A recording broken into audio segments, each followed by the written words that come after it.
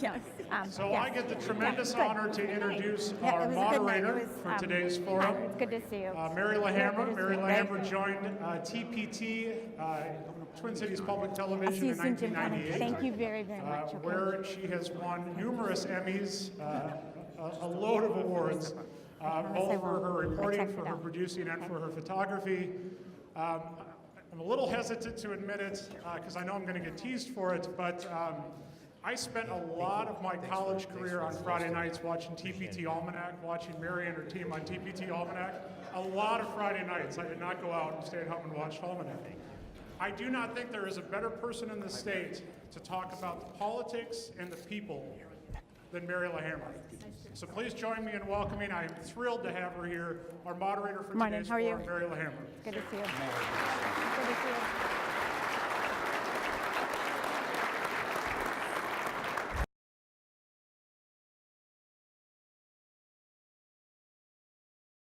Welcome. Good morning.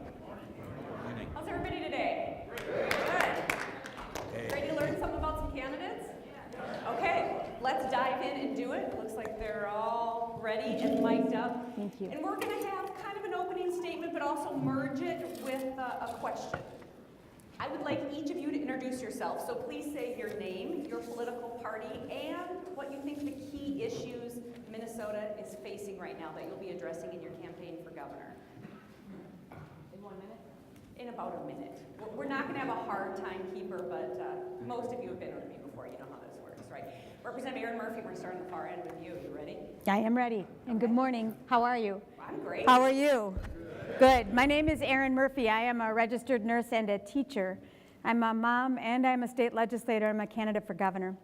And I'm running for governor because I believe in a kind of politics that is about us, that it improves people's lives and builds a future for the people of Minnesota. That's why I'm running.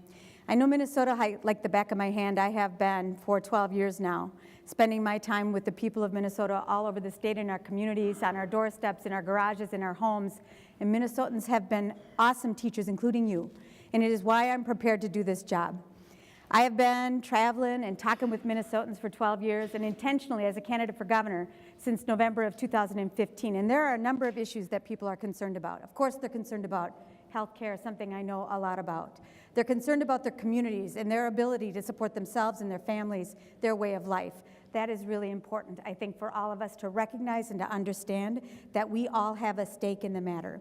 Housing, energy, and our ability together to actually tackle the tough issues that we face. And when I think about Minnesota, the things that we hold dear are water, the fact that we have cherished elders that are getting ready to leave the workforce, our inability to fill the jobs that we have right now, the need to make sure that Minnesota is a place that welcomes people from all over the country. We face some challenges, and we have to use a kind of politics that digs into that.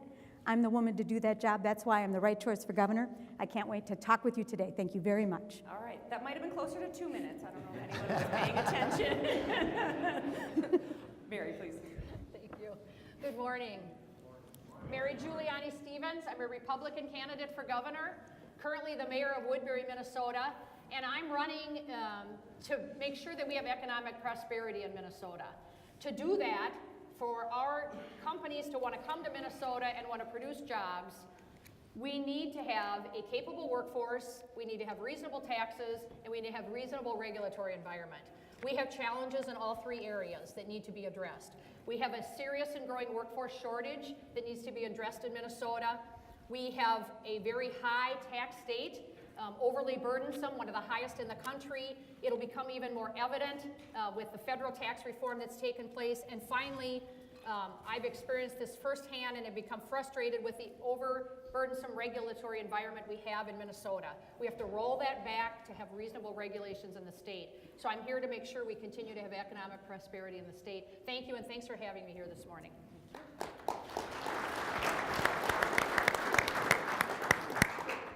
Well, good morning to you. Jeff Johnson. I'm running for governor as well. I'm a Republican. And just a little background on me. I was born and raised in Detroit Lakes, Minnesota.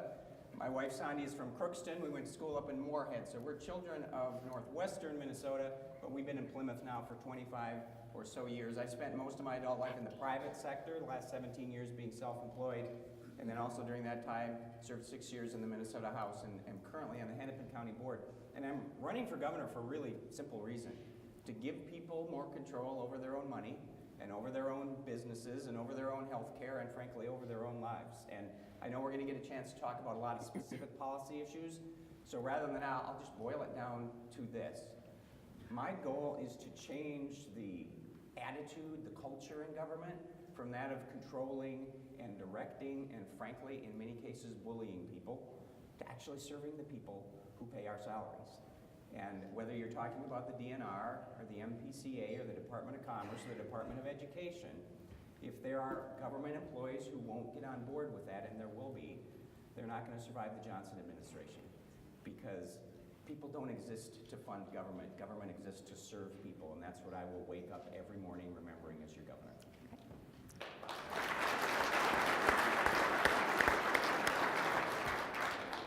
Rebecca Otto, a member of the Democratic Farmer Labor Party. I live in May Township. I am a Connexus member. The most important issues facing Minnesota, I believe, are that we have an aging population, which means something. We have depopulation in our rural areas, which means something. And the nature of work is changing. And so we have to make sure that we have the workforce of the 21st century, that we have the jobs of the 21st century, and that we have health care security for all. Because the costs are not sustainable, and we have great inequities in the system, and I look forward to visiting you more.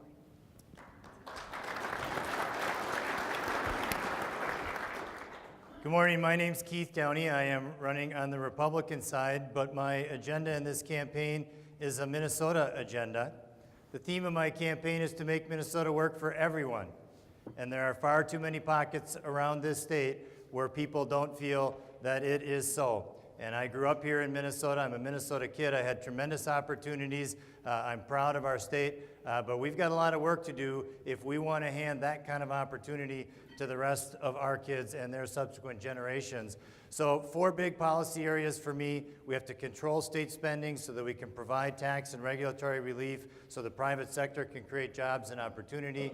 We have to reduce the cost of health care with bold reforms, not nibbling around the edges, and we have to get at a set of schools that are failing far too many kids, largely in our urban core. We do those things, we can reposition Minnesota for the future and have an awesome future for our state, but that is tough work, and you gotta be strong enough to go into St. Paul and take on the entrenched special interests and everything that's going on down there if you wanna dismantle that and reposition our state. I'd love to do that. I'd love to be your governor again. I'm Keith Downey. Thank you. Well, good morning, everyone. I'm Tim Walls. I'm a school teacher from Mankato, where my wife and I have 2 children, Hope and Gus. I'm a retired sergeant major in the Army Artillery, and I've had the privilege for the last 11 years to represent Southern Minnesota in the United States Congress. First of all, thank you to you. Thank you for powering America. Thank you for building the economic growth of greater Minnesota. I'm running for governor because I believe in this state and I believe in one Minnesota, where every child has an opportunity to succeed and everybody has the opportunity to live their dreams. The one thing is in this room that you need to you understand clearly is you don't need to guess how I'll be as a governor. You've worked with me for 12 years. We've strengthened the RUS program. We've worked together to bring that regulatory humility we talk about to things like WOTA, striking that balance, understanding that you're the stewards out there. You have to deliver the power. You're the ones that are moving us towards a renewable energy future, all the while delivering that constant power where people can come in, turn on the lights, they come on, they stay on, and they can pay their bills. And so as governor, my goal is to tackle these issues that are there, but it's about government being dysfunctional, not believing that our neighbors have the same beliefs that we have, trying to find these divisions that aren't really there. We can strengthen our transportation system. We can make sure our schools are providing that quality workforce, and we can continue to grow the economy. And I tell people, these are not tough things for Minnesotans. We're people who drive on water, for goodness sakes. We can do these types of things. You've seen it. You've been out there. You know what we're capable of. As your governor, I want to bring us together to solve those problems in a practical manner, and thank you for what you do. Thank you. And let's change up the order here. Jeff Johnson, you're going to get the first question on this. And we're going to dive into an issue I think near and dear to all of your hearts, energy, right away here. Where would you like to take Minnesota's energy future? Well, I would, my energy policy will be based probably on 3 different things, 3 specific principles. One is choice, market-driven choice, not government-directed choice, but choice for consumers. The other is reliability, and the other is affordability. And When we give consumers the choice of what they want, rather than government dictating it, we end up with innovation. I know we talk a lot about innovation and needing more options and more sources of energy out there, and I think that's very important. That is what consumers will demand, and I think you have all seen that yourself. You guys are innovators not because government has demanded it of you, but because your own members have demanded it of you.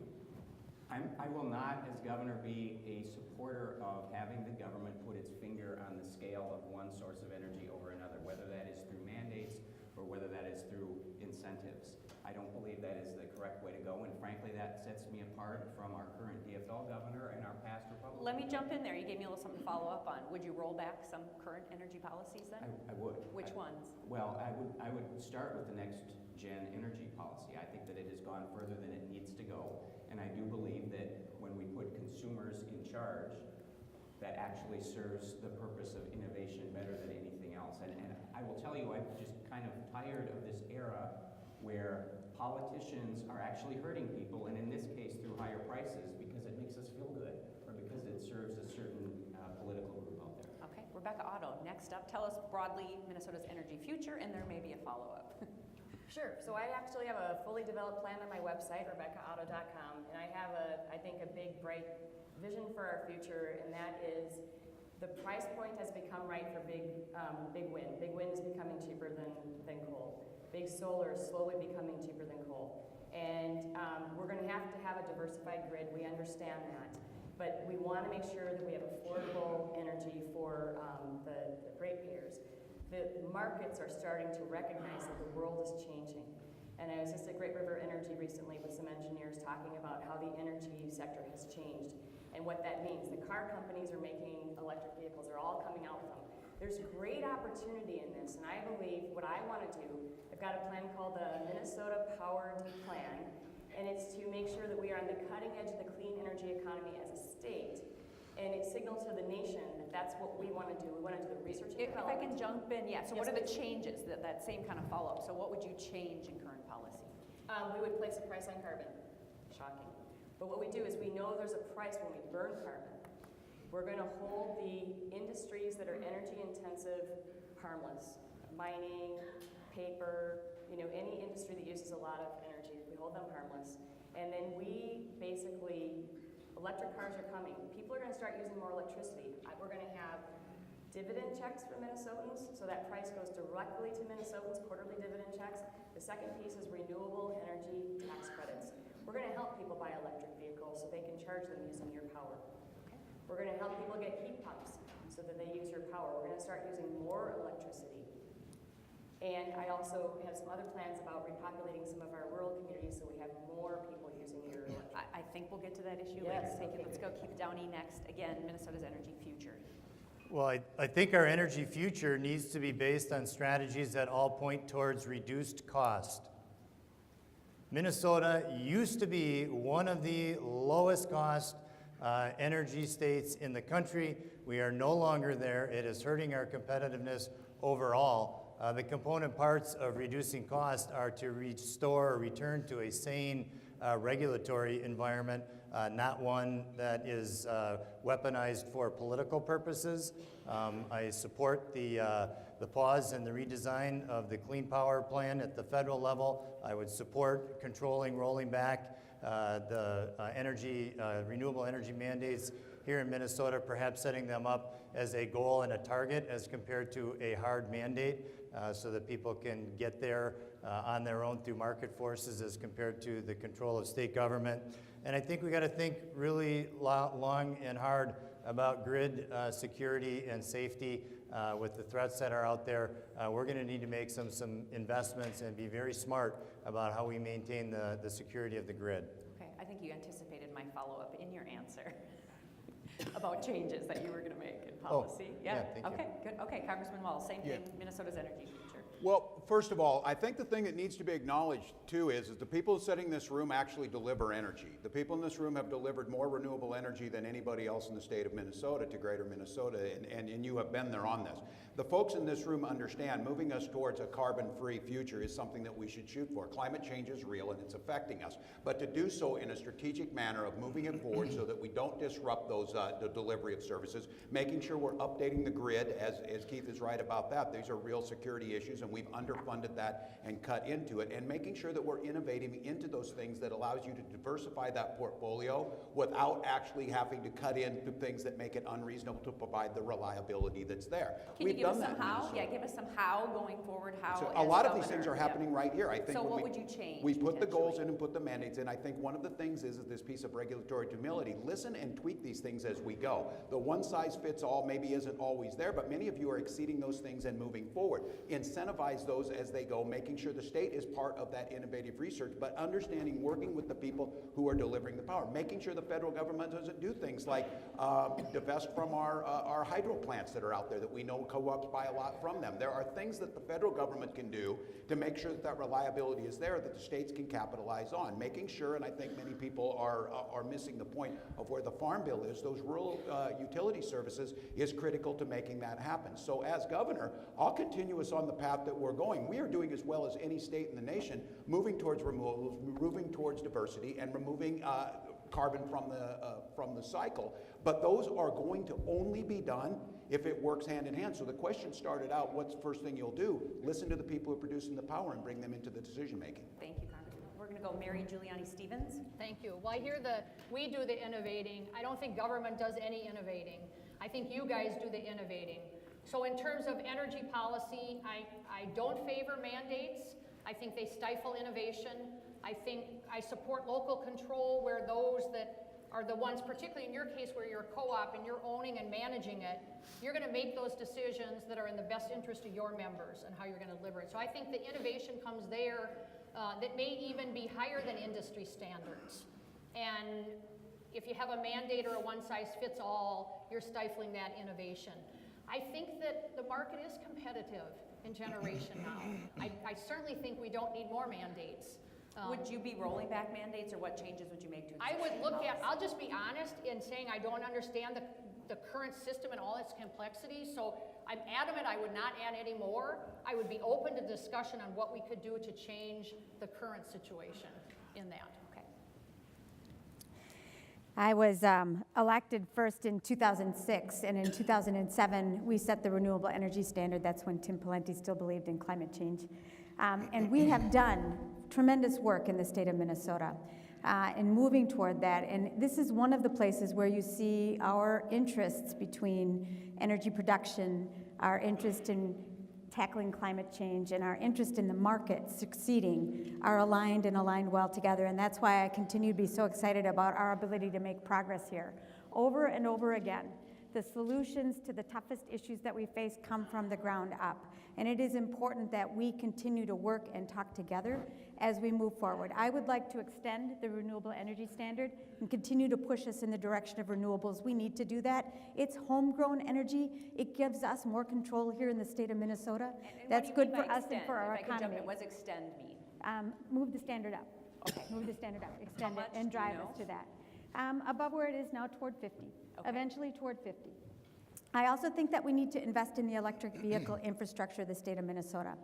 If we invest in that infrastructure, people are going to move in that direction, and that's good for you and good for your work, because we're not relying then on fossil fuels to fill up our cars, but electricity instead. And that's going to be a good driver for you. And last, I think it's important for us to continue to invest in biofuels and that kind of energy production right here in the state of Minnesota. Again, homegrown, things that we can rely on, so we're not dependent on others like foreign nations and foreign interests, but we are guaranteeing here for people, Minnesotans, affordable energy that they can count on every single day. Thank you, Representative Murphy. Murphy and Walz both brought up climate change, the fact Governor Pawlenty once believed in that, and you stood up and said you believe in it. Let's just do a quick show of hands. Who believes climate change is real on this panel?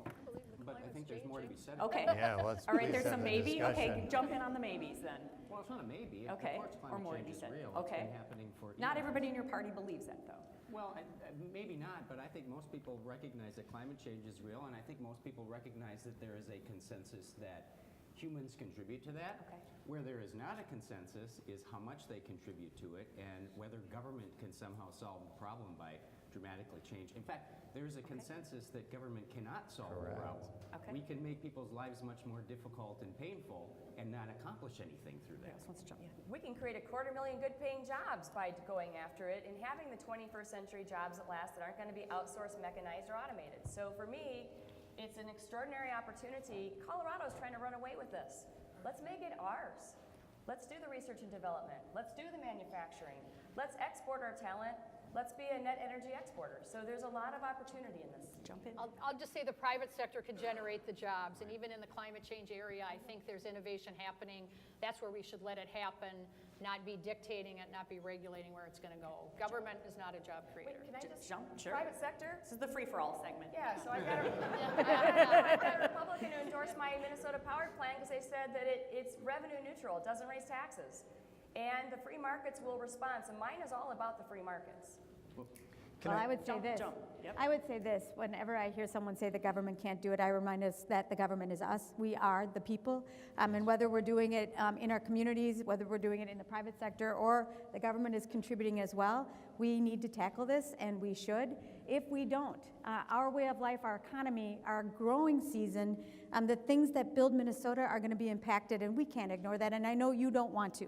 I know you don't want to, and I know that we will find our path forward together. I want people to take stock of what's going to be, I think, the basis for the rest of our discussion today. And you just heard it. Tim Walz said that he would like to invite you into the decision making. No. Where's the decision making? Rebecca Otto has a plan that everybody in this state is going to have to follow if she's governor. Think about this, people. Minnesota is losing competitiveness. We are losing great people. We are losing businesses. We are a net exporter of capital and wealth. The cost of energy is contributing to it, and it is just one component of an overall agenda where you're going to hear a big difference on this stage today about whether we trust the people of Minnesota and we trust you as individuals to make good decisions where you are, like you have for decades and decades and decades. I'm here to tell you that I believe in you and I trust Minnesotans for our future, not a big government plan. This is really, really important and maybe nowhere more important and noticeable than in energy policy. So let's understand this as we go forward in this debate today. Okay, 2 candidates called out, Walz and Otto. What do you want to say? Well, the thing is that I think is so interesting about this, everyone in this room knows how I've done this. We've worked together. There's reasons why you have come to my office and we've worked hand in hand to solve these issues.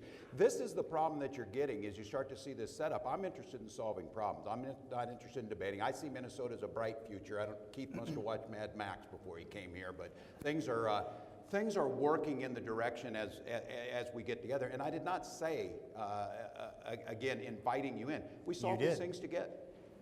We solve these things together as we've done. We've worked on things. When there's things like WOTUS, which many of you in this room, we work hand in hand with WOTUS. Everyone in this room cares deeply about clean water, and we were trying to figure out how to best make that happen. These are the problems with right now. You want to set up this false dichotomy, this false choice and everything on that. We're doing these things. You're moving them forward. I understand that people in this room have done those things. We can set standards and reach them. Here's the thing. None of you are asking that. You've achieved those standards and surpassed them. We're asking about what can we do to continually innovate to make sure this country, and Aaron is right about this, this is a national security issue about growing things at home. We were spending, without biofuels, without energy at home, we were spending $1 billion a day to countries that hate us. They'll hate us for free. We can use that money here, invest in what we need to do. That just makes good sense. So this is not an either or choice. This is not an us versus them. This is a smart attention to where the science is, where the innovation is, and what works in the economy. And to try and continue to divide us, you're not going to get to where you need to get. Okay, this got him going, huh? One more? Yeah, one more. Okay, sure. So he said there's a plan people have to follow. What actually is going to happen is we place a price on carbon, we take all that money and start sending checks to every Minnesotan. I don't think they're going to say no. And they're also going to get access to clean energy tax credits. I don't think they're going to say no. And to empower them to start changing what they're doing. Now, I was visiting with many of you this morning. The comment was, this stuff happens slowly, and it does. The change happens slowly. We want to make sure we properly prepared. And I know it takes planning for you all in terms of, meeting demand and all of that. I'm a big off-peak user. We love it. But anyway, so it's not forcing anyone to follow the plan. It's telling the markets, we're going to be on the cutting edge. We placed a price on carbon, and the markets will respond. It's a free market plan. Okay, back to the prepared questions. Representative Murphy, I'm going to start with you because this has been a big issue in the legislature that's come through in control of the legislature as it's flipped, and this is the rural-urban divide. The messaging when the Minnesota House, where you serve, came through was that Democrats were not resonating in rural Minnesota anymore. Talk to us about this rural-urban divide. Is it real, and what can we do about it? In 2014, after the election, and we heard a lot about the urban and rural divide, I spent some time going to Republican districts. Now, I have door knocked all over the state of Minnesota. I literally have, on my feet, spent my time in communities all over the state. But I thought I better get to some places I haven't been. And one day I went to Melrose, Minnesota. I spent some time there. We had lunch together. We had a big community meeting with community leaders. I wanted to listen, see what I was missing. And then we toured the dairy processing plant. There was a gentleman with me the entire time, and he wouldn't make eye contact with me. He toured us through that dairy processing plant. He was so delighted to talk to me about what they were doing there, the science in dividing the milk. I love science. And at the end of it, when we were taking off our gowns, I said, can we get a picture taken together? And he said, you know what? I'm dressed in black today, and do you know why? And I said, I don't. And he said, because I had to spend my day with a Democrat. But I'd love to take my picture with you because you paid attention and you listened. Thank you so much for being here. I think the urban-rural divide is something that is existing in this story and in our politics and across the state of Minnesota. I think people are worried that their community is going to get left behind. And that is why I've spent the last 12 years with the people of Minnesota to show them that I am, when I am the governor, going to stick around with the people of Minnesota. And I'm going to listen and understand how we solve our problems together. And I'm going to fight for our communities across the state of Minnesota. Nobody's going to get left behind in a Murphy administration. It is no good for us when we're divided against one another, urban versus rural. Someone's going to get left behind in that, and we can't afford that here in the state of Minnesota. It's not right. So you will hear from me, an evangelist, about all our communities and the need for us to stick together. And you will see in me a continuation of what I've done for the last 12 years when I'm elected. I'm going to stick with the people of Minnesota. I'm not going to hang out in the Capitol all the time. Not going to be in the residence all the time. I'm going to be with us because the power of this office rests with the people, and I'm with you. Okay, let's go down the line. Mary Giuliani Stevens, and make it specific to you. You are a suburban mayor. How are you going to be effective in bridging this urban-rural divide? Correct, and I do think there is this divide. And being that I'm a mayor of a suburban community, I kind of feel a little in the middle of both. So I do feel that so much of policy that's coming out of St. Paul is being driven by Minneapolis and St. Paul. And I do think we are out of balance in our policies when it comes to areas like transportation investments or infrastructure investments. I think all the communities in greater Minnesota are like most of our communities. To thrive, we need safe communities. We need to have good schools. We need to invest in the things that government's supposed to be doing, and that's providing the infrastructure, whether it's roads, whether it's wastewater treatment, it's our water pipes, our sewer pipes. And those are the types of things that you are not going to get builders to come build homes and businesses to come in if you don't have the basic infrastructures. Connectivity is another issue that's important and needs to be addressed for greater Minnesota. So I think that that greater Minnesota hasn't had the attention that it's needed in terms of those vital issues that are important to making communities thrive. That balance will change under my administration. I don't think greater Minnesota has been heard in the policies coming out of St. Paul, and they need to be. Thank you. Jeff Johnson, I've covered you for a long time and know your biography well. We know as you spoke, your roots are rural, but you've been suburban for a long time. Do you still remember your roots? Can you resonate in greater Minnesota? You ran before, did not win. Why can you win, and why can you reach out to rural Minnesota? Well, I will say that the original question about the divide and whether it exists, it does exist. We can say it doesn't exist, or it's just in people's minds, but it does exist. And I don't think it's a rural-urban, it's actually a three-way divide. There's an urban-suburban greater Minnesota divide. doesn't have to exist. And I would say that I am unique amongst any candidate in this race because I have had a foot in all three. My roots, as you mentioned, are in greater Minnesota, as are my wives. Our families still all live up there. It's where we went to college, and it's where I came from. We've been in the suburbs now for 22 years, and for the past 8 years, I have spent every single week in the heart of Minneapolis as a Hennepin County Commissioner trying to deal with some of the most difficult problems that plague our urban core. And so one of the reasons this divide exists is because there is distrust amongst people in each of those areas with leaders who don't understand them, or at least they don't believe people understand them. And I think the fact that I have played a role and lived part of my life in all three is going to be very helpful. And by the way, I would just add, one of the reasons I think people in greater Minnesota get so frustrated is this correct belief that there are a lot of metro legislators and leaders who think they know best how greater Minnesota should operate and how your communities should operate. And I heard it up here from one of the DFLers who said, here's what we're going to do, and quote, that's good for you and your communities, end quote. We don't get to decide that. You get to decide what's good for you and your communities, and I think that will help. I think that will help bridge that gap. Okay. Rebecca Otto, take this too. And from your biography, you've won statewide office. I believe you live on a hobby farm, is that right? So I don't know where that puts you in between rural, urban, maybe a little bit I of shovel both. manure every morning, does that count? So do I. Maybe if you had used coarser language, right? No, I said manure. Okay. Yeah, so I live on a small farm. I live in May Township. I'm a Connexus member, as I said. And I also am the state auditor, and something important to understand is that I work with cities, counties, townships, special service districts, airport commissions, and fire districts. So I know firsthand some of the issues in our rural communities, having worked with these local officials who do the best they can on behalf of their residents. And depopulation is one of the bigger issues that we face in our rural areas.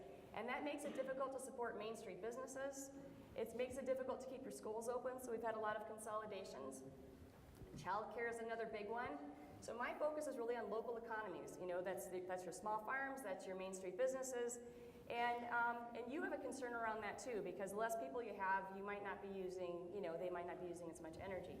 So depopulation, and then finally, if you want to attract young families to the community, you got to have some basics, right? Broadband, schools, childcare. So there's this interesting puzzle, and my thing is working to make sure that we're attracting the innovators, doing some stuff with biomanufacturing and a bioeconomy, so that we continue to be vibrant and strong, and we can pay for broadband and continue to extend it throughout the state. Because that's the great equalizer. That's like the electrification of America, which probably resonates with you all. It's another piece of our infrastructure that we've really got to focus on and pay attention to. Okay. Keith Downey, this is your life now. You're from Edina. I'm a lifelong Minnesotan.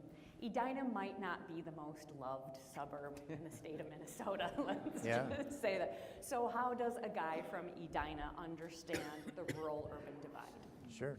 Well, quickly on my background, my dad is a public school teacher. That's why we lived in that community. He grew up in St. Paul. My relatives are from all over, including as far away as Montana.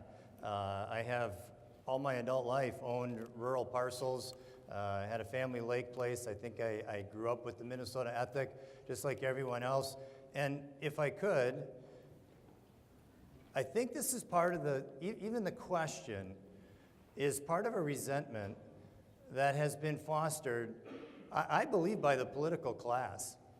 It really has. Can I jump in? Weren't you part of the political class as a party chair and as a lawmaker? Well, hear me out. Let me answer your first question.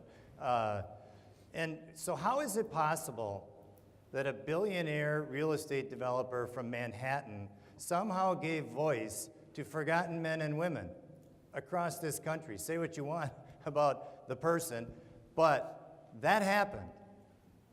And so everybody who holds where they grew up and where they live today against somebody else, frankly, is part of the problem.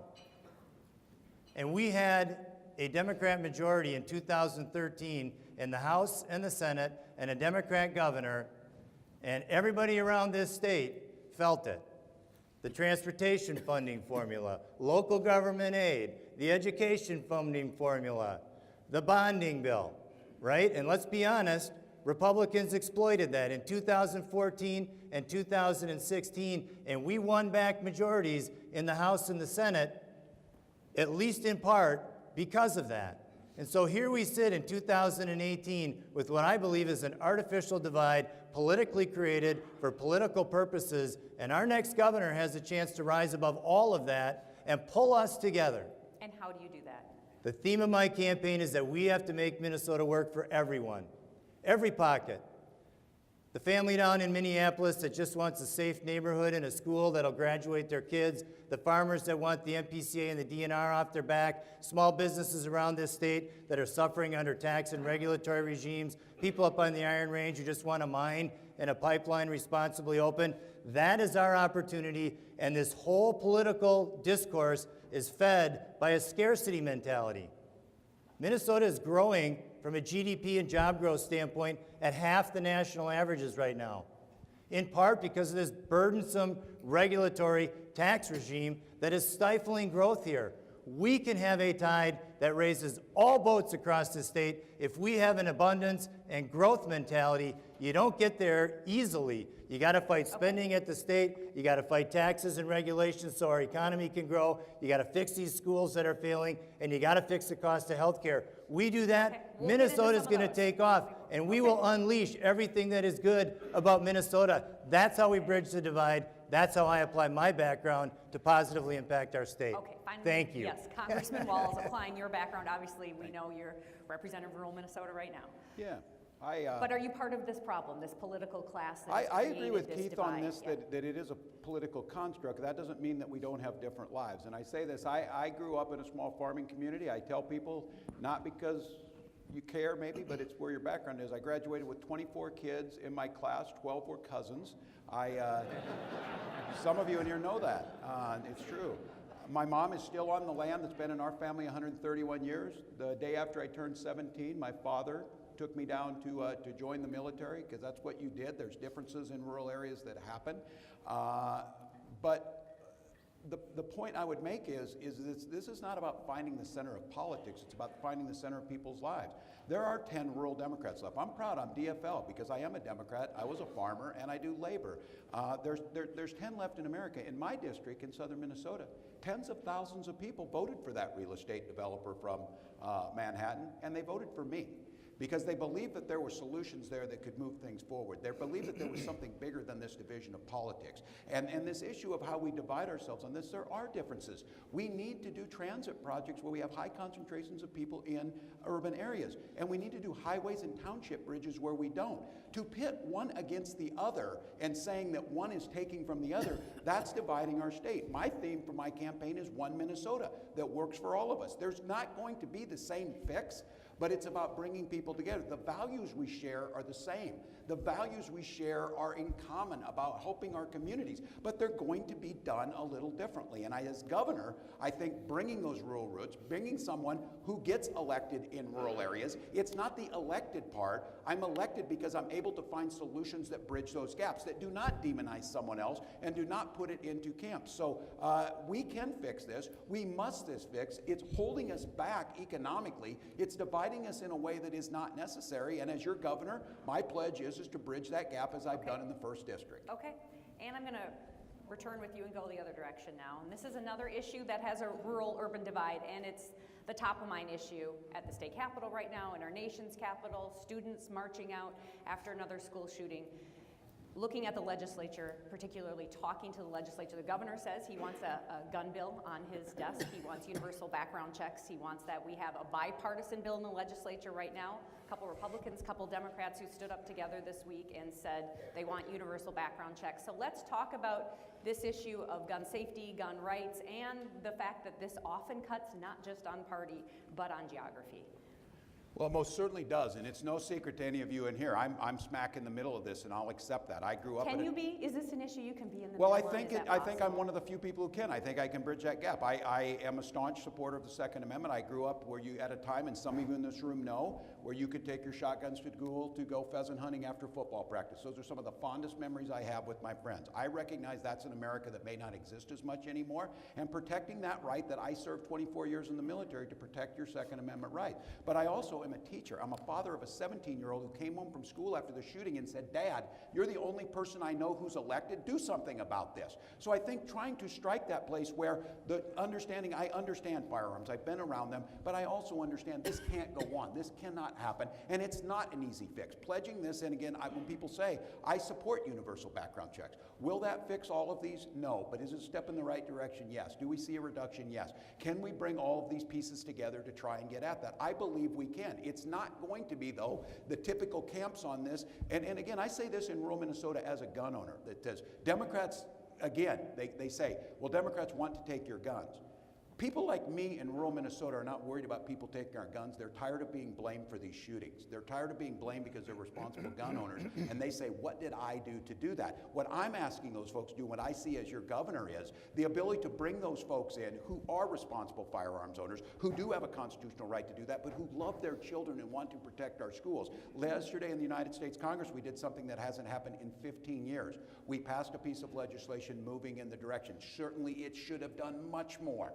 But I'm somebody who believes pragmatically we voted as Democrats and Republicans to improve school safety. It's a good first step. As your governor, I believe that we don't have to divide on that. There are solutions that can be out there, but it's going to be bringing in folks. And this is, again, doesn't necessarily fall on that urban-rural divide alone. It doesn't necessarily fall, and we've allowed it to be tribal. It's not that way. There are places of agreement that you can get to a place of lawful, safe, responsible ownership and protecting citizens. Just in case you're wondering, it's a complicated issue, so I'm going to give you some extra time on this one. This is not an easy little soundbite in a minute. So Keith Downey, again, come at this from geography too, because some of the Republicans we've seen breaking with the NRA have been suburban Republicans. In particular, Senator Paul Anderson said this week, this is going to play just fine in my district. My party's not going to like me supporting universal background checks, but he said his district would. Do you represent one of those districts?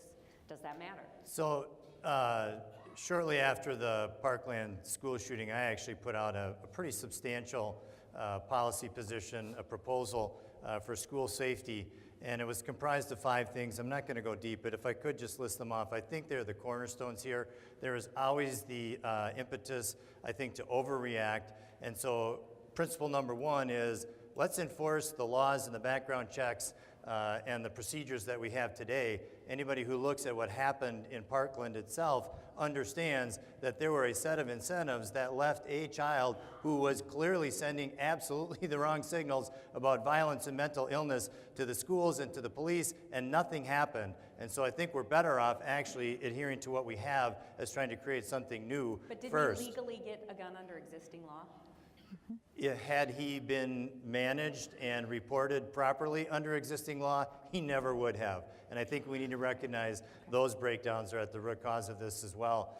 The second thing is school safety, the physical safety of the buildings. There's a lot more that we could do.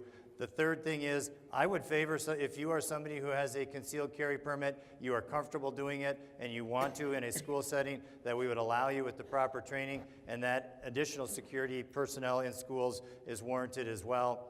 The third thing is our mental health system. We don't really have one. It's a patchwork here in Minnesota. We have to address those issues as well. And then lastly, and I won't be afraid to talk about this as governor, we can do all of this that we want, but folks, there is a deeper cultural issue going on here. We need to talk about breakdowns in families. We need to talk about mental health and mental illness. You go into the urban core, talk to any ministry or nonprofit group down there, and father absence is the single biggest problem that they face, and it isn't just with violence, it's all across the board. So we have to talk about those underlying social issues and the strength of our families as well. And if I'm governor, I will. Okay, let's keep going down the line on this.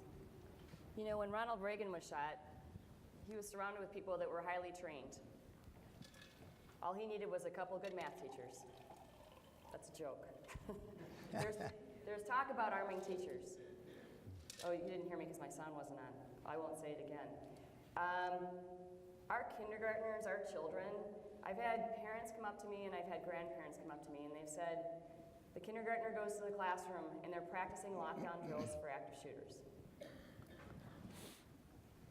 And I had a kindergarten teacher tell me today, my kids are so riddled with anxiety, I don't know what to do. This, my friends, is wrong. We have to be there for our children. And we have to ensure that our children are safe in the classroom. We don't want our kids having trauma in the classroom and they should be doing coloring, they should be singing songs, going out to recess. They shouldn't have to worry about an active shooter in their school.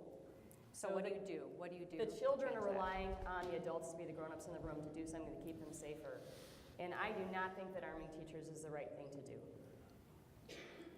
And we must make sure that we close the gun show loopholes and have universal background checks. I do not think that we need automated, any kind of automatic or assault-style rifle in Minnesota. I know some people like to collect, but we're living in a world where bad things are happening and they don't need to. So anything that makes something, high-capacity magazines, bump stocks, they don't need to be out there. I want to have buyback programs. And you know what? We can do this. We're Minnesota, but our children's lives are being impacted, and we need to be able to safely, that when parents and grandparents drop the kids off at school, that they know that they're going to be safe. And yes, you have security measures in the schools. I was a classroom school teacher, and it was around the time of Columbine. And you know, the thing is, and I taught 12 and 13-year-olds. And boys that are 13 and 14 years old, that's sometimes when they have issues, sometimes when there's some violence. So we just need to understand that we're all humans, that we need to make sure that we're doing the best on behalf of our children, that we can continue to attract teachers because, my gosh, who wants to work in a classroom if they have to keep doing these lockdown drills? So let's make it so our kids feel safe and they're not traumatized. And I am not bought and paid for by the NRA either. NRA is not about hunting. And this isn't an issue about hunting. This is an issue about public safety and deciding that we as Minnesotans are willing to stand up and do what's right. Well, I'm going to stand up for this one because this is a really tough issue, and it's pretty personal to me because I've got a teenage son at a big high school, and that tends to be where these things happen, is at big high schools, and I have another teenage son at a big college, and it is scary. It's scary for people, and I think but we have to be honest about what's going on. And to say that we just want things to be like they used to be and we can't create, nobody wants our schools to become fortresses, but for heaven's sake, let's do something more to protect our kids than what we're doing right now. And I happen to agree with Keith. If you have a responsible, trained person who has been through the process of having a permit, I think that they ought to be able to, with the principal's permission, have that at school. That would have ended almost every one of these shootings. Maybe not before it started, but it would have ended earlier and fewer kids would be dead right now. Whether that makes us uncomfortable or not, that's the honest answer. And so we have to do more to protect our kids. But it is more than just about changing the background check law. We got a much bigger issue here. As Tim mentioned, when I was growing up too, we would bring our shotguns to school. Just show them off. You know, if we got a new one for Christmas, they couldn't be loaded, but you'd bring them in and show them off. And nobody ever shot anybody in school. This never happened 20, 30, or 40 years ago. And now it's happening several times a year. It's not because there are more guns floating around. It's because something has changed in our kids, particularly our young men and teenage boys. So that's what we got to figure out. It's mental health issues. Okay. It is family issues. It is cultural issues. I think you can look at movies. You can look at video games. All of these things are contributing to that. And once again, I'll agree with Keith on this too. You look at what happened in Parkland. There was warning sign after warning sign after warning sign based on the laws we currently have, and they were ignored over and over again by every level of government. And had somebody actually enforced the law or taken the process we have in place, this kid would have never gotten that gun legally. He probably would have still stolen one, but he would have never gotten it legally. Okay. So I'm a mother and a grandmother. My grandchildren are in school. I'm just going to respectfully say that I think the issue has been framed wrong. By focusing on the device that's being used to commit evil acts is narrowing the conversation. Because then you could have conversations on knives and acid, and the conversation has to be what's causing this? What's the underlying problem? So I think it comes from two approaches. I would approach it two ways. One, you'll never be able to prevent every evil act. But I think the first thing we do is we do look at those underlying causes. We do look at those serious mental illnesses that are causing people to do these evil acts. And we're spending a lot of time and energy and money talking about one little piece and not spending a whole lot of time on the big complicated issue. That's the one we have to address, which is the underlying serious mental health issues. And what do you do? What can a governor do to address that issue? I think that you look at allowing those counselors in schools. I think you do have, I would support funding for resource officers. I would support mental health counseling. I think that there needs to be more collaboration within the medical industry and the mental health providers in doing that, in handling that issue. And then, of course, like I said, you can't prevent everything from happening. And so the other end of it is what safety and security measures do you take without making our schools or other public areas seem like fortresses? And I think, again, that's kind of a local issue. I think that our communities, our parents, our schools, and our public safety ought to be working together to look at their environment. School buildings are different, the surrounding areas are different. I'm not opposed to appropriating the school safety money out of the budget to local communities to figure out how it's going to work for them. And then the other thing nobody's addressed is really the engagement protocols. So every layer of public safety, whether it's city, county, or state, has different protocols of engagement. We spend a lot of time talking about emergency management and how we're going to prepare for that. I think it's ripe to have a conversation on what are the protocols for engagement when those situations happen. So we have to address it on both ends, and it's not a narrow conversation, but let's address the real issues. I want to start by saying Ufta. I want to say this part first because I want you to hear it, but I don't think it's critical. I grew up in a little town. I grew up in a hunting family. My husband hunts. There are long guns in my house. I support and respect the Second Amendment. Okay. Seems like a qualifier of some sort. 7,000 kids in our country have been killed since the Sandy Hook shooting. 7,000 kids. And I can't imagine that there's not a person in this room who doesn't care about that as a critical issue that we have to face in this country and in the state of Minnesota.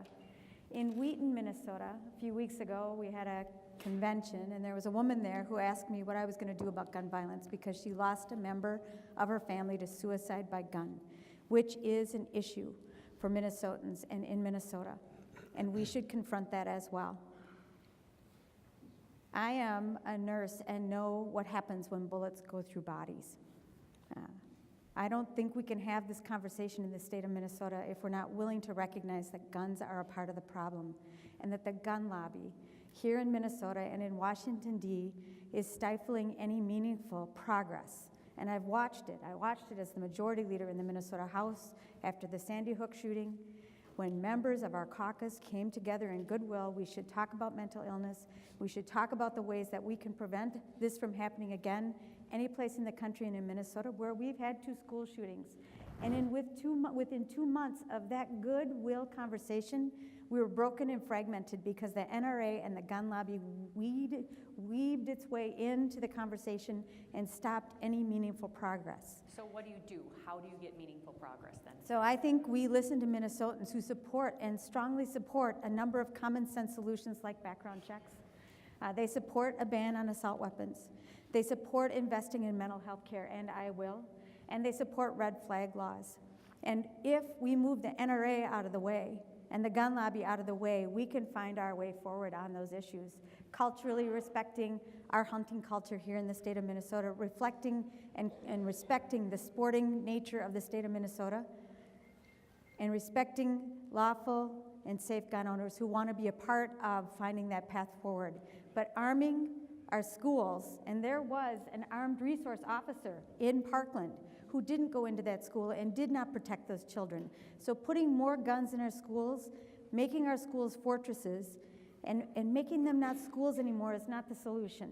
That isn't the solution for us. Our kids need to learn in safe and open environments. We know that. So let's get serious about this one. And let's be brave about this one and not distract by saying it's some other issue. We can take this on, and we can do it reflecting Minnesota and our culture, but the NRA and the gun lobby, they've got too much power right now, and we've got to stand up against them, and I will. Okay, let's pivot to a new topic, healthcare. an issue many of you are probably facing. We know in rural Minnesota that people are spending thousands of dollars, tens of thousands of dollars on healthcare. This is an issue that's hitting geographically even harder there. So what can you do to improve the healthcare system and costs in Minnesota? We're going to start with Rebecca Otto in the middle. Okay, so I have a plan on my website called the Healthy Minnesota Plan. And because I want to make sure that we attract the innovators and we grow the innovators in our state like we used to, because we're kind of behind, that we make sure that everyone has healthcare security and we actually get to a single payer plan. And it's not impossible, it's doable, where everybody gets to choose their provider. They're incented and rewarding for keeping you healthy. We get rid of some of the administrative burdens, the pre-authorizations and the coding and the billing. They get to focus on health, and you make best decisions. It's patient-centric. My plan supports the rural providers. You know, people are retiring faster out there than we can replace them. We need people to keep going into medicine, but they don't want to because the system is so messed up right now. It's so fragmented. And by making sure we have healthcare security for all, and it's no longer tied to your employment, so that you can make better life decisions. And so anyway, and it's a single payer system at the state level. There's a way to fund it. Currently, federal and state resources make up about half. We create a protected system at the state level. And then we talk to the big employers who have self-insured plans and say, you know what, you're already paying a whole lot. How about you come into this plan? We'll have a board. It'll be like the utilities. We'll regulate it. We'll use the private system and regulate it like we do the utilities. And monitor and measure. But everybody gets a standard benefit set. Everybody. And then, I know it sounds good, doesn't it? That we could have freedom from fear of losing our health. And I talked to tons of Minnesotans, as you said, that are paying $25,000, $30,000, $35,000 a year just in premium costs. Deductible, $6,000, major medical. This is not sustainable. And in Minnesota, you know, they've already said that the cost trajectory is not sustainable. So we must do something better. I know a business person in the room who, there's Republicans and Democrats who support this because, you know what, it's uncle time. We can't do this anymore, and we need to get to something better, and other places in the world have done this. They improve health outcomes, they reduce costs, and you move away from what we've been doing. What we're doing isn't working, and we must do something big and different, and I've got a plan. Okay, Keith Downey. Sure. Well, I'm not sure if she stole my plan's name or I stole her plan's name, but I have a Healthy Minnesota plan as well. The details might be a little different, though. I cannot imagine handing an even greater portion of our health care off to the bureaucracy and to government. We've seen what happened. You look at the underlying components of where costs are out of control in healthcare, and it is in the government-sponsored programs. Medicare reimburses providers at about 60 to 70% of their costs to produce it. Medicaid, it's even worse, 40%. I'm telling you, if you move everybody onto that program, the entire delivery system collapses. There is not enough money in the tax code entirely to fund what she's talking about. It doesn't work, it doesn't exist. My plan is actually the exact reverse. Take out all of the mandates, all of the rules, all of the actuarial rules, all of the penalties that were artificially imposed and have now distorted what used to be a pretty vibrant individual market here in Minnesota. Take all of that away and take the nearly 1 million people who have their health insurance through the state of Minnesota and offer them income-adjusted vouchers so that they can go out and, wow, what an amazing innovation.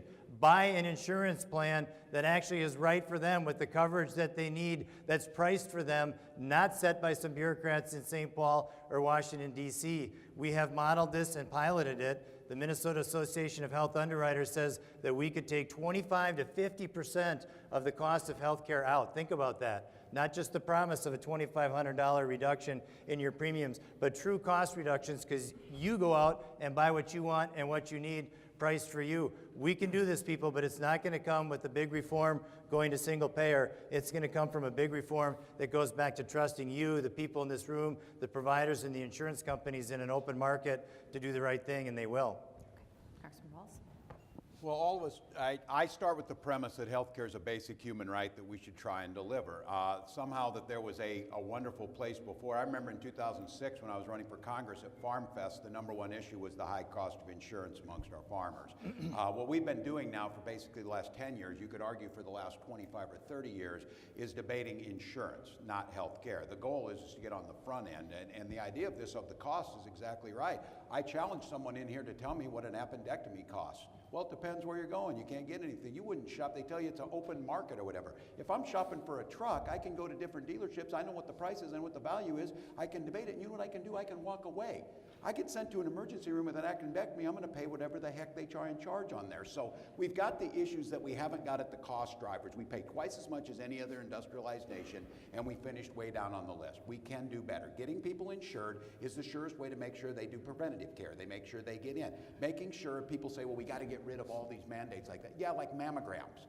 And then so people can get in and then we can treat breast cancer afterwards. Those preventative measures have to be a part of that. The market will do some of that, but the idea of getting people covered with insurance, and again, here's what you saw happen is, recall this and think about this. Okay, the ACA, they're saying it's not working. By the way, insurance plans went up 3% for those that were on employer plans last year. That's the lowest rate we've seen in decades.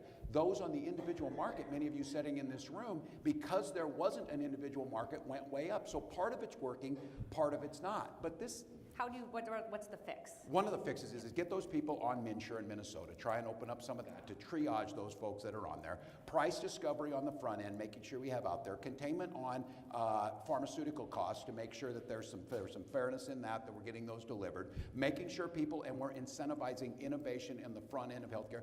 The state of West Virginia, for example, has a 39% childhood obesity rate.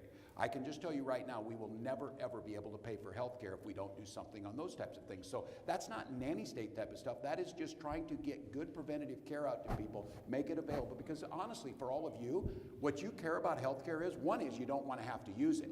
If you do want to use it, you want to get good quality, affordable health care close to home. Well, we're seeing consolidation like Albert Lee going to Austin and those types of things. So we have a broader conversation. But again, I go back to this. Okay, the ACA wasn't working. What's your plan? No plan. No plan. So now we just collapsed the thing, shut it down, and didn't move on.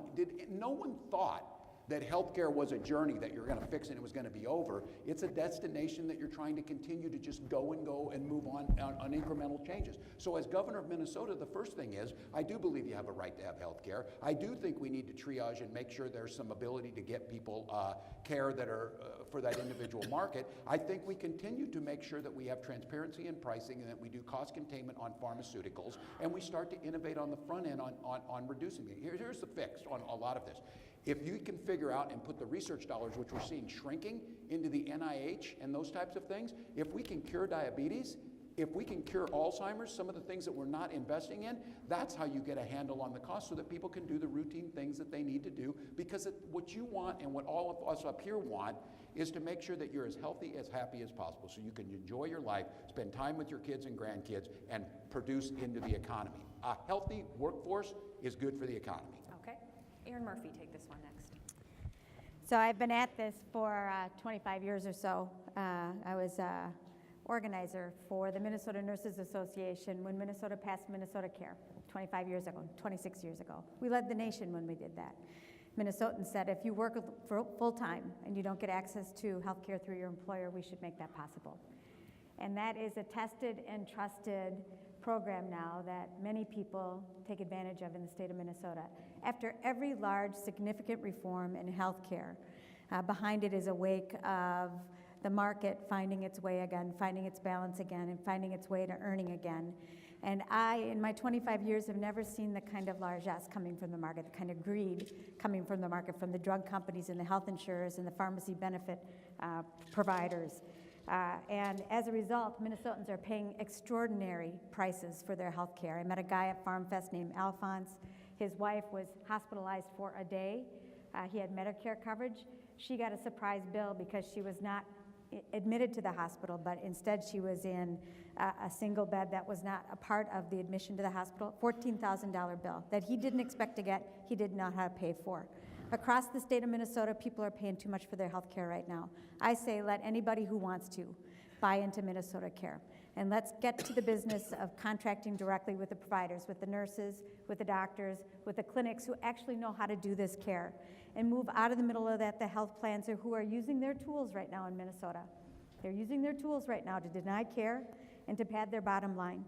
And that's no good for us. I spent some time down in Cannon Falls with a farmer, toured his farm, beautiful old wheat farm. Now they grow corn and beans. We did some combining together. When I got in the combine with him, I said, what is the hardest part about your job? And he said, healthcare. And he said, I read about your idea about Minnesota Care. Do you actually think we could do that here? And I said, yes, we can. We don't have to rely so much on a constipated Congress to get that done. We have the control here in the state of Minnesota. And he said, get it done, because right now I'm paying $27,000 a year for my health care premiums, and we can't afford it on our farm. That is a story for people all across the state of Minnesota.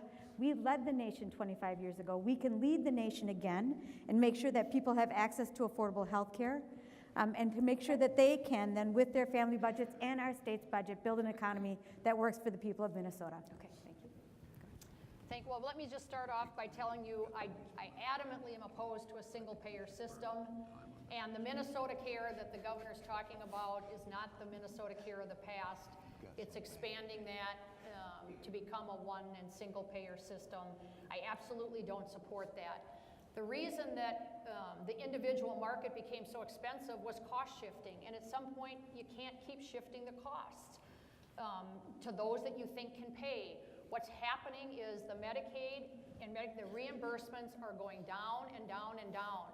So greater Minnesota, you're losing those providers, not only doctors, but dentists. And if they stop treating because they can't get reimbursed because they can't afford to be in business, you're losing access and you're losing quality of care. So what do you do? What so can it's a governor just do? not the answer. So I love that everybody has plans. You know, I guess we don't need people and experts if we all live. I have principles because healthcare is complicated. And I think we need to get back to patient-focused healthcare. I think patients need to be responsible for choosing their providers, but they need to know what they're spending their money on. When have you ever bought anything that you didn't know the price of? Yeah. So I believe in price transparency. I think there's bipartisan agreement on that one. I also believe that our system, our finance and delivery system, needs to support that relationship between the patient and the doctor. And enough of this, I mean, I'm not doing a lot of stories here, but really for a doctor to tell you, I'm sorry, I only have 10 minutes and I can't look at that other issue because you didn't list it when you came in, you have to come back, is not going to drive up healthcare costs. The system that we set up has to support that relationship between the physician or the mental health care provider or the dentist and the patient. Third, our policy has to make sure that we encourage competition amongst the providers and the insurers. And finally, it's not government that's going to do it, but our public policies have to make sure that we allow innovation in healthcare. Okay. So it's the innovation when we talk about keeping people out of hospitals. It's that innovation that's going to do that, that's going to be the preventative medicine.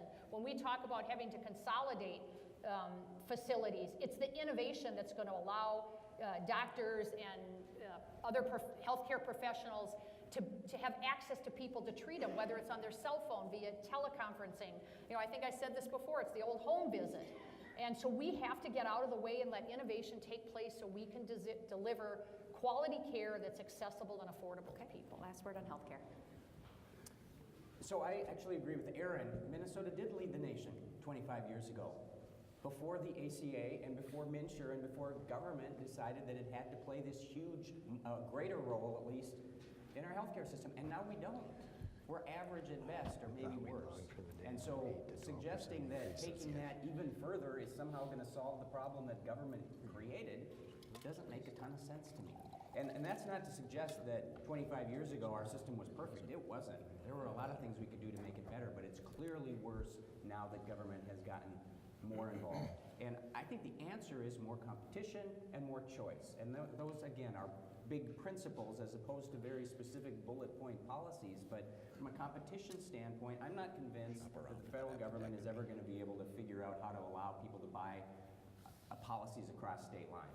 We could do that regionally. We could enter into, with some leadership, an interstate compact with Wisconsin and Iowa and the Dakotas to say we're going to allow our citizens more options and more competition. And with respect to choice, that means fewer mandates. I think we have more mandates than pretty much any state in the country. And who am I to say as governor or a legislator that if someone thinks the best thing for them or their family is a catastrophic policy, who am I to say, no, you can't have that because I know best? And then let me just wrap up with this one thing, because single payer has come up, and I do believe that's where most Democrats want to end up. Here's the single payer bargain. Everyone in this room loses your insurance, period. Employer-covered insurance, or wherever it's coming from, it's all gone. There is one insurance provider, and that is the government. And everyone here has the same policy. You'll probably lose your doctor. Wait times will clearly increase, probably dramatically, if you actually look at where they have done this across the country. Some bureaucrat is going to decide whether you get coverage if it's a difficult situation. And on top of that, your taxes will skyrocket to pay for that free coverage. We saw California and Vermont, neither of them conservative states, abandon single payer as they were about ready to move forward with it because they realized the cost was so preposterous it would bankrupt their states. Okay. So I relish that debate if that is what we talk about. Really, really quick. I feel like so I just have to say, the countries that have gone to a single-payer healthcare plan, costs have gone down, health outcomes have gone up, and they're growing innovators. We're not. And so in innovation, you move away from fee-for-service and you go to a reimbursement per enrollee. Take a look at my plan. It's evidence-based, and we can reduce healthcare costs by a lot. So it's worth going after, and the answer saying it's too hard is not the answer anymore. Government must intervene because lives depend on it. Okay. Yeah, go ahead, quick. It's not too hard. I didn't say it was too hard. I was saying it's an utter disaster. And if you look at other countries, if you look at more than one source, apparently, you will see it has not worked very well. Okay, let's close talking about the realities of your race. Let's go down here, and this is going to be a little more party-specific. Congressman Walz, before you have to take off, I think you have to leave in about 5 minutes, right?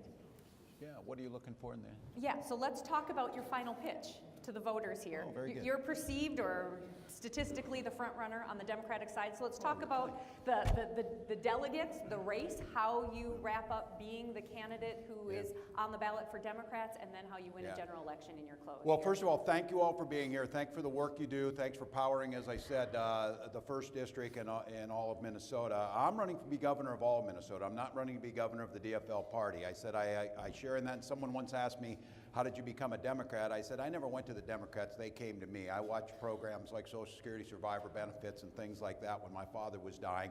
And so we're all products of our past. But I said, I'm running for governor because I do believe in one Minnesota. I believe in a place where we can solve problems. I have a track record, and especially with this organization, of solving problems and taking on the toughest issues. We've not always agreed on every issue, but you know our problem solving to try and build the coalitions to move things forward, whether it be the pension issues we're talking about now, or as I said earlier when we talked about WOTUS, with an understanding that all of you cared about that. So I'm running a positive campaign that is about all of us together. I'm getting to every corner of the state. I'm talking about being able to bridge that urban-rural gap on the idea of shared values, and I'm working on those common issues that matter. And again, you keep hearing up here, government and all this. Everybody up here is running to be in government. Government is nothing more than us collectively, what we do together. And I have to tell you this, I would close with this. It would be funny sometimes if it weren't so sad when people talk about, government's approval rating falls between head lice and North Korea on a scale amongst people. But what's sad about that is there are billions of people around the world could only dream of having their neighbors stand in front of them, talk about what we're going to do together.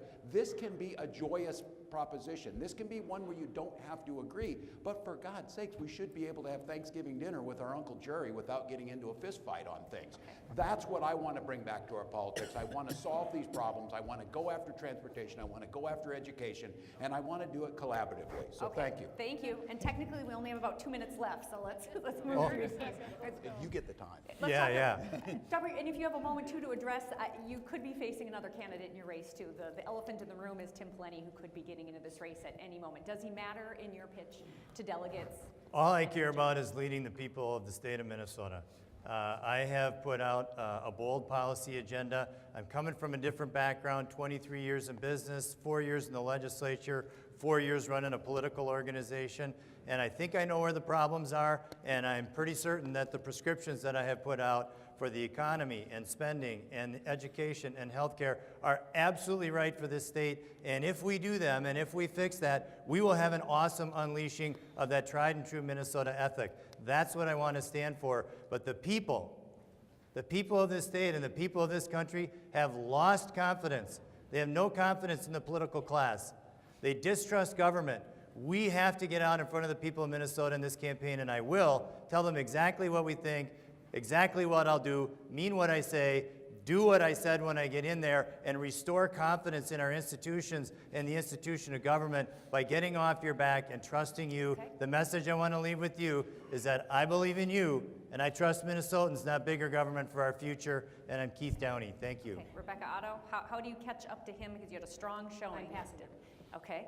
When you win the straw poll, you generally don't get the endorsement. That's the history of our party. So anyway, statistically, I'm actually looking like I'm beginning to lead. I'm beating him in parts of rural Minnesota. So I'm Rebecca Otto. I have run and won statewide 3 times. I'm serving in an office where I'm the only woman Democrat to ever be elected. I'm the only Democrat to ever be reelected. We oversee $20 billion spent by local governments around the state. I come from small business. I also got a master's and taught in the public schools. I've served on a school board, in the legislature, and now as state auditor. And I'm on lots of finance boards. And so as governor, it's not about being in a legislative body where you follow, it's actually being a leader. And I've been a leader now for 12 years in government. And my plan is to make sure that we're doing the best on behalf of Minnesotans as we can, that we have a vibrant economy, that we're solving real world problems. And when Pawlenty ran in 2006 and I was on the ballot, I got 65,000 more raw votes than him, and I won more rural counties than he did. And both times Dayton has run, I've won more rural counties than him as well, because township supervisors know me, county commissioners know me, city council people know me, and mayors know me. So I'm Rebecca Otto. I'm here today to humbly ask for your consideration and support of governor in the future. Thank you. Finally, Jeff Johnson, and you're looking like the front runner on your side, but a former governor could be getting into this race any day. We'll be getting into this race any day. We know that, and that doesn't really change anything for me. It doesn't. I think the message is, do you want more of the same, business as usual, or are you looking for fundamental change? And that's what I will bring as governor. And I will just go back, I'll keep this short, I'll go back to the very simple point I made at the beginning. We have to change the attitude and the culture in our government and in our state agencies if we want to tackle some of the bigger issues in this state, like overtaxation and overregulation and lack of health insurance choices. And until we do that, we're not going to solve our big problems. I will do that. It's the reason I'm running for governor, and I hope to earn your support. Thank you. Well, we have not had a conservative governor for 12 years in this state, and I also agree that we need a new voice and need somebody different. So I guess why me? I am the only candidate with executive experience that has not just effectively run government and not just complained about it. I have a track record of making government efficient and effective. As mayor of the 9th largest city, I do have to balance budgets, I do have to propose policy, I actually have to get stuff done and make it work. With respect to this race and your question on the delegates, I was excited. I got in the race November 29th. I had my press conference. You were there. Great questions. Really, it's getting out and meeting the delegates. I looked at the straw poll, and every location where I had physically been, I gained great support. And so I am working hard to do that and get out and reach all the delegates between now and the convention in June 1st or 2nd. I'm looking to win that endorsement and then getting out there for a good primary battle. Thanks for inviting us here this morning for this discussion. Thank you. Yep, finally, on the race for endorsement and the general. Thank you all, and thank you, Mary LaHammer. It's really lovely to be with you this morning. Again, I am Erin Murphy, and I'm running for governor, and I am because I believe in us, and I believe in a kind of powerful politics that improves people's lives, and when we use that together, we can build a really bright future for the people of Minnesota. We win elections when we stand up for what we believe in, when we don't get pushed around as the issues push us around, and we stand up and stand strong for the things that are important to the people of Minnesota. And the other thing that I got to do is outwork everybody else. That's how I got elected the first time, and that's how I'm going to win this next election as well. I have the experience to do the job, the executive experience. I've run a big organization. I was the majority leader, 73 equally elected Democrats. I managed them. We got our dirt work done on time, and if I can do that, I can do just about anything. But I also want to tell you this. I have earned the support of more than 50 elected officials all over the state of Minnesota, legislators for sure, but city councilors and school board members and township leaders, county commissioners. I've earned their support because I've spent my time working with people across the state of Minnesota. They know me, they know that I will fight for all of us, and they can count on my word, and so can you. And the last thing I'll tell you is this. I'm a registered nurse. I've never walked away from a patient. I've never walked away from a tough issue. I will not walk away from a community in Minnesota or from our future. I will not walk away from anything that challenges me because I am tough and I'm ready to do this job. I am calm in a crisis, for sure. I'm really cool in a conflict. I learned that in the legislature, but I'm Irish and I'm a fighter. I'm going to fight every single day for the people of Minnesota. I hope to earn your support. right. Thank you very much. Gone a little long. I hope it was worth it. Thank you, everybody. Thanks for Thank you.